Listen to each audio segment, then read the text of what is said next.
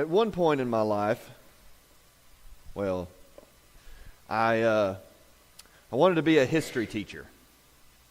Of course, I had a lot of things I wanted to be growing up. I think my parents at one point were worried I would never make it out of college. I went through my freshman year with about 3 different majors. So I've always kind of been a student of history, and I'm a bit of a nerd, so there's that.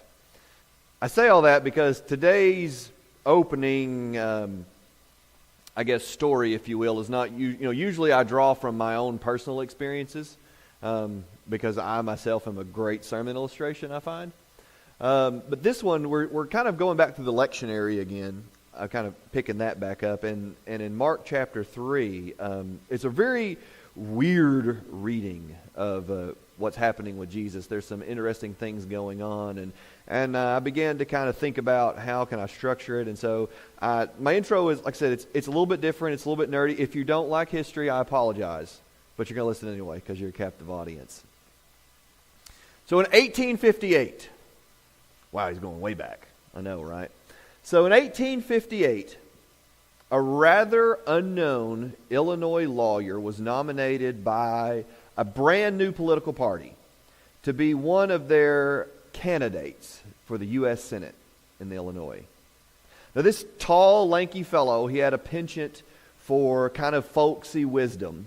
He'd only won one other race before that, but other than that, he really wasn't very successful at much of anything. And he would be taking on a rather short little political operative by the name of Stephen Douglas. Now, Douglas was known as a passionate, fiery kind of preacher, public speaker. Politicians and preachers kind of sometimes crossed over back in the day. But, he was one of those really ones that, and back then, whenever you would speak, it was expected you would speak articulately for long periods of time. It wasn't uncommon to go and listen to a 2-hour political speech or an hour-and-a-half sermon. Y'all can go with that if you will. Anyway. Wasn't uncommon. I'm assuming because there was no television, so that was the entertainment. You would go and sit and listen to these people talk. I don't know. But anyway, this guy, this Stephen Douglas, he was a consummate politician. And during the 1850s, and if you're kind of familiar with American history, the 1860s, that's the Civil War. So in the 1850s, before that, in the lead-up, Douglas was one of the primary architects to try to hold the Union together. And he kind of was the architect of 2 different compromises about slavery so that at least the Union would stay together. But with the Kansas-Nebraska Act of 1854, there's going to be a history test at the end for you guys. Kansas-Nebraska, no, you have to keep that in your mind. Slavery was allowed to expand into the Midwest, kind of out of the South, and it was able to expand.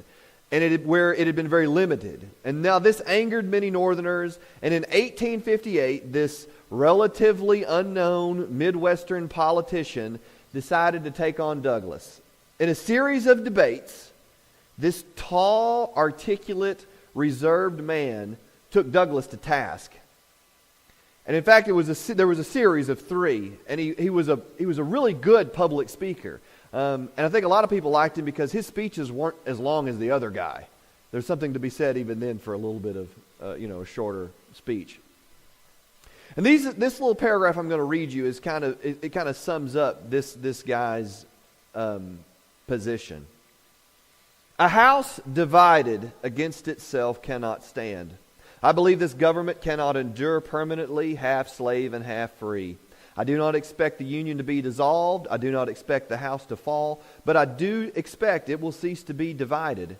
It will become all one thing or all the other. Either the opponents of slavery will further arrest the spread of it and place it where the public mind shall rest in the belief that is in the course of ultimate extinction, or its advocates will push it forward till it shall become lawful in all the states, old as well as new, north as well as south.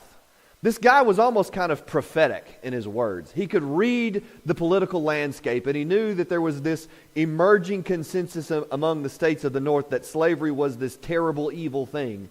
And among the South, they were equally entrenched that it was economically necessary.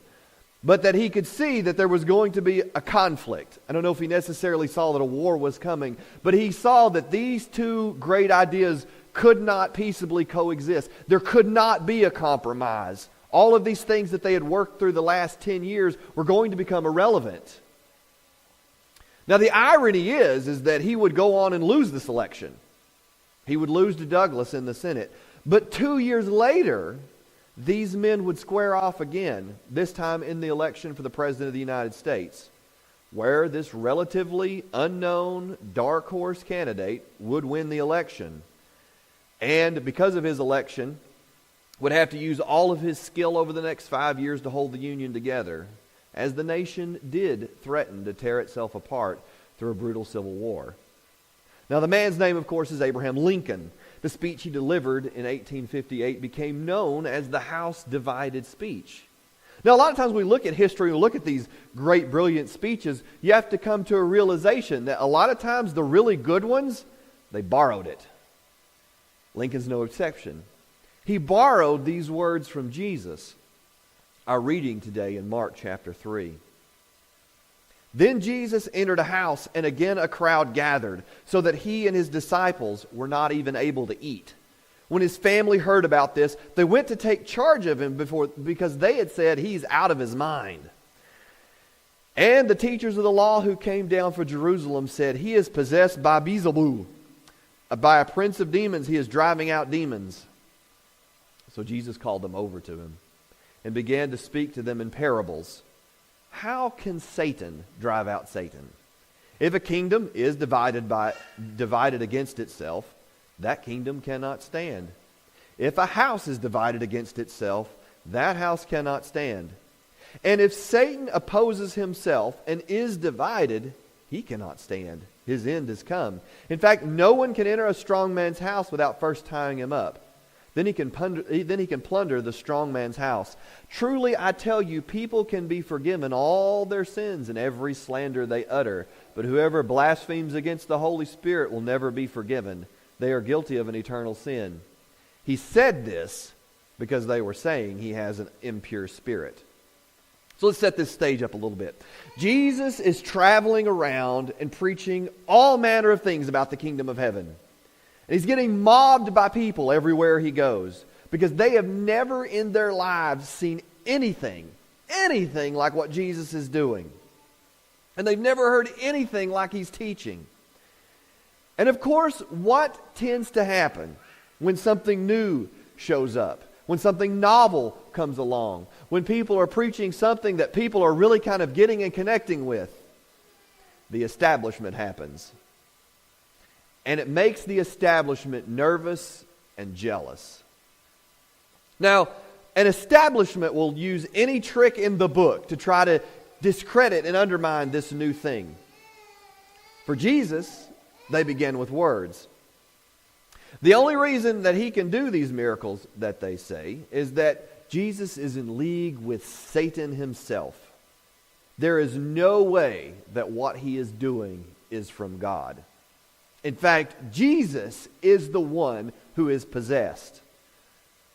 Now, here's the thing. Jesus is really brilliant at comebacks. I wish I had the skill that Jesus does. Because he never, if you ever read Scripture or anything like that, he gets accused of a lot of things by the religious establishment of his day. And he never comes back, he never directly answers the accusations, if you notice how he deals with these kind of conflicts. He never gets flustered. He never has to answer an accusation with, yo mama, or yo face. I mean, that's where I degenerate to at some point. Just like, oh yeah? Well, yo face. Jesus never has to do that. Instead, he always clearly and articulately defends himself and his mission.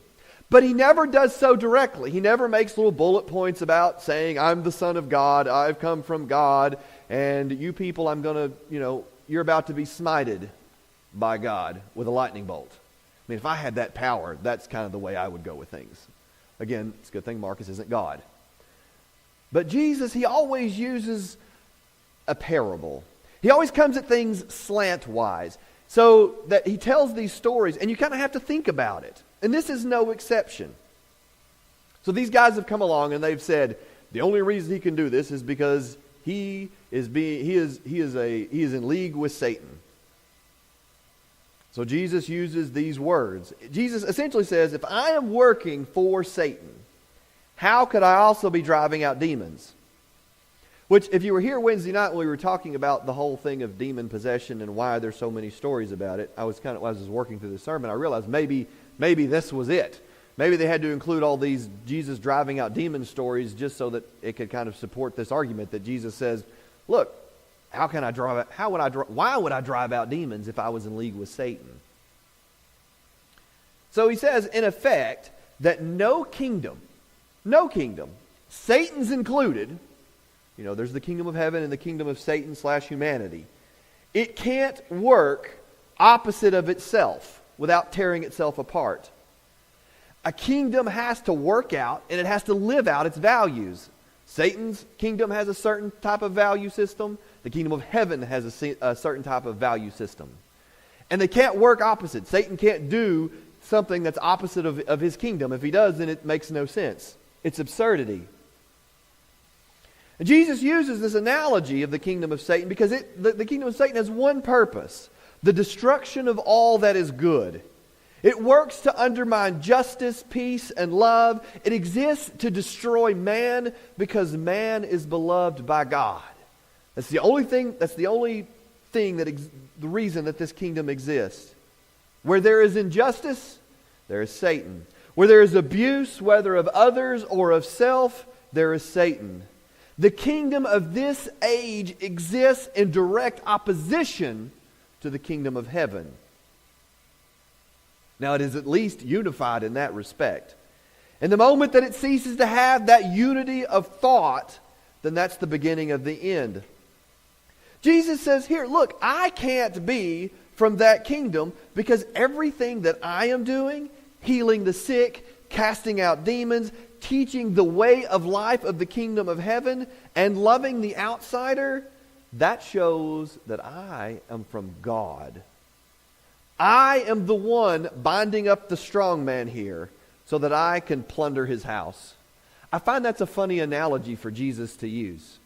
Because as you're reading through that, you come to that analogy, you're going, what? Jesus is a robber?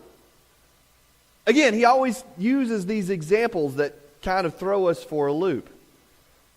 I am here as part of a robbery, stealing people from the kingdom of the evil one.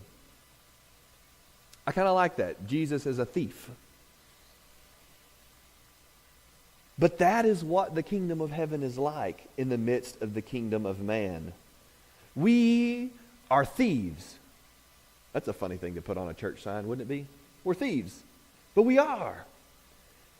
We're thieves seeking to steal people away from lives of meaninglessness and despair.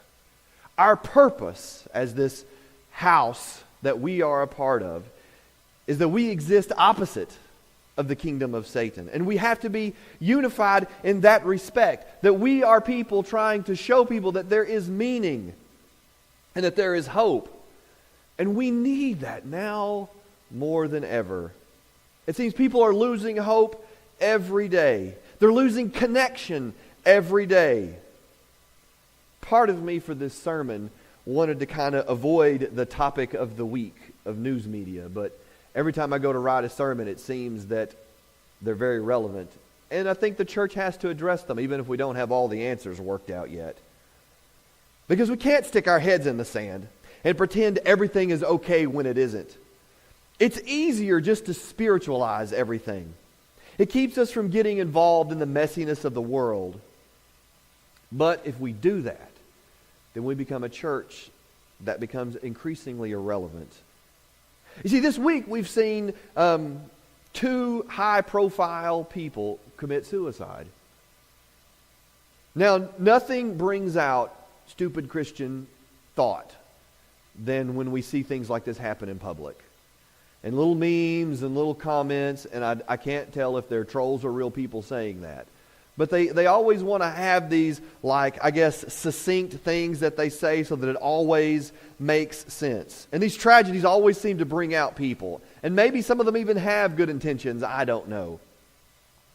But to kind of add perspective to these two suicides that we saw, there was a report released by the CDC that has showed that there is essentially a 30% increase in the suicide rate since 1999 throughout the entire United States.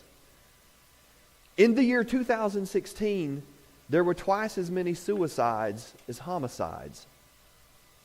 Now, as I said, nothing will bring out the self-righteous and sanctimonious Christian better than events like these. Because I think, like everybody else, we want simple, straightforward reasons and simple, straightforward solutions. But we must be careful not to offer up generalized answers or pithy, hollow platitudes. But what we should be doing is asking ourselves deep, self-reflective questions about our society, about this culture that we live in, and what does it value? We must ask ourselves, as the church of God, what can we do? What is our role to play in this struggle that seems to be gripping our nation?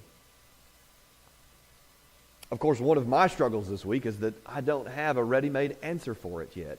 I'm still at the place where I'm asking questions, where I'm looking and assessing and saying, what are we as a culture? Why are we at this place where people have become so hopeless?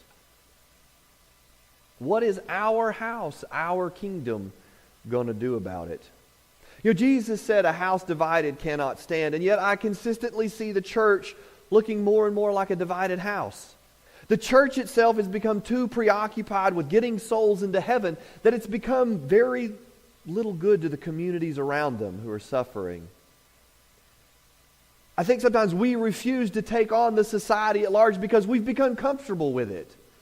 But we need to take a hard look at the soul-crushing capitalist consumerist machine that seems to grind all classes of all kinds of people down, where the dollar is God.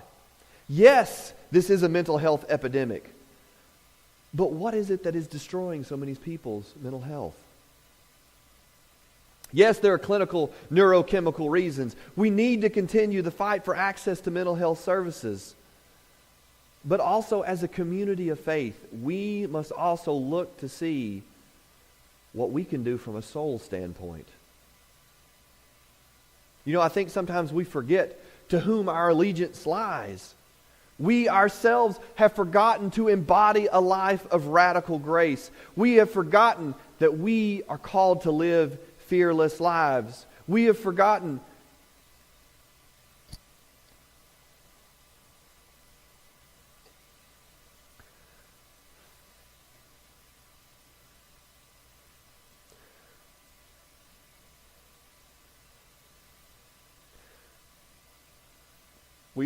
the deep story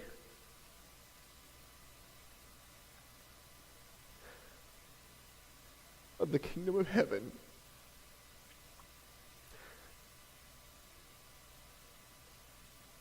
And how it stands in direct opposition to the kingdom of Satan and man. Now, this kingdom we're a part of isn't violent, but it is revolutionary. In that this thing that we are a part of, this church, we seek to undermine the ways of man, the kingdoms of man, by making them irrelevant. See, I think people are looking for something deeper, and they are desperate. It's time to build tables and not walls, to show people a different way of living in the midst of this empire of man. I like to point out that Jesus never sought to mount a revolution to overthrow the Roman Empire, but he wasn't afraid to speak truth to it. Now, of course, the unstated accusation that Jesus makes in his little story is that whenever he's looking at these teachers of the law, he's essentially asking them, so if I say that I am not from the kingdom of Satan, because, obviously I'm doing things that Satan would never do, to whose kingdom do you belong, O teachers of the law? Jesus gives them a warning, essentially saying that when you question the work of the Spirit, you're blaspheming God. Now, trust me, I've been in all kinds of interesting discussions about that last little verse about committing blasphemy of the Spirit and the one unforgivable sin. And there's all kinds of theology that's come out of it. And is it really even possible for a Christian to commit that kind of blasphemy? And if you want to have a long 2-hour conversation with me at some point in the future, I'd be glad to sit down with you and talk about it. But I think whenever we kind of pulled it out of that little context and we made this kind of theological discussion about it, I always like to tell people, if you're probably afraid that you've committed it, you probably haven't committed it. But I think the point of the whole story isn't to create this theological discussion about blasphemy and this unforgivable sin. I think Jesus is really kind of making, this point to these teachers of the law. Essentially, like I said, he's saying when you question the work of the Spirit, you're blaspheming God. Now, this wouldn't be lost on these teachers of the law because they loved blasphemy laws. I mean, they loved them. It always, blasphemy laws for people who crave religious power, it always gives you an excuse to stone somebody to death. That's what they could do. Spiritually, physically, you committed blasphemy, then you could be, ostracized or even killed. Insult God or the prophets, bam, blasphemy. Break one of the 10 commandments, bam, blasphemy. So what Jesus is doing is he's calling them to task even on that. He says real blasphemy happens when God is working right in front of you and you refuse to acknowledge it. When you look at something where God is working and you fail to join in. You see, this is what God wants for us. He wants a united house, not just preaching a gospel, but living for a kingdom. A kingdom that is in direct opposition to this other kingdom out there. To be a people who are united in purpose and showing an alternate way of living in the midst of the world we find ourselves in. Because it would be a lot easier if we would just build a commune. I mean, it would be a lot easier. I know, Sherry, she amens that all the time. It'd be a lot easier if we kind of walled off our 3 acres here and we all pitched tents out in the backyard and grew our own food. And it's really easy to love Jesus and be, and do all those things here on Sunday morning and love each other. I say that a lot. But I think it bears reminding for all of us that the kingdom is also something we carry with us out there. And it's not just something that we preach or that we say, but we live. And that our ultimate goal is to undermine the real world. There was a pastor who I follow a lot, and I read a lot of his stuff. His name's Eugene Peterson. If you read the Message translation, he wrote it. And he tells the story about one Sunday. He is, he's retired now, but he kind of does what I do. He make sure that people talk to him on the way out the door, because we pastors, we like to do that. Shake our hands, say have a good week. It's just our thing. I don't know. And he pastored up in D.C. And so he would have these business people and stuff be a part of his church. And this guy he's been talking about the kingdom of heaven. And this businessman comes through and he says, "Okay, that was a good sermon, preacher, but now I'm going to go back out into the real world and do real world stuff." And he kind of patted him on the back and said, "Oh, yeah." But he got to think about it later that week, and he was thinking about this businessman's perspective on what the real world is. For this businessman, the real world is what happens out there in the business realm and doing all of these businessy kind of things, and then the spiritual world is here. And that he valued that a lot more than what you would say happened in the church. And Eugene, he started thinking about it. He said, what would this guy really think about me if he knew that my whole existence, that for the reality is that this is reality. This community that we have, this is the real world. And that's the world we're seeking to undermine or seeking to overthrow. What would he think about me if he knew that me as a pastor, my whole purpose is for him to examine his life and the way that he's living and to say, that's just a kingdom of sand. That's the radical thing. And perhaps for us, and I'm the world's worst. Being a bivocational pastor, it's easy to get caught up in the real world out there and forget that this is really the real world. This community is the reality that we are seeking to live. And everything else out there, well, we're praying for it to pass away. And we're working for it to pass away. And as a church, that's what we work for. It's kind of scandalous, I think. A little bit revolutionary. But again, we don't seek through violence. We seek to make it irrelevant through demonstrating Jesus' love for the people around us. As we stand and pray. Dear Heavenly Father, I love you so much. And I thank you for this place and this people. And my prayer, Lord, is that we would be a house united. That we would be able to look at ourselves and say, you know, what are the things that we are serving? What are the things that we are living for, God? And through that unity of purpose, God, we can show meaning and grace to a world that I think desperately needs something. Through the things that we've seen this week, the values of our society, they're hollow. And you've given us something more. And my prayer is that as we go through our week this week, we don't have to come up with formulas or programs or anything like that, God. But that we come to see that we do live for that deep kingdom of heaven. That reality that is below all of the things that we do on a daily basis. And that is our truth. And that's what we live for. Amen.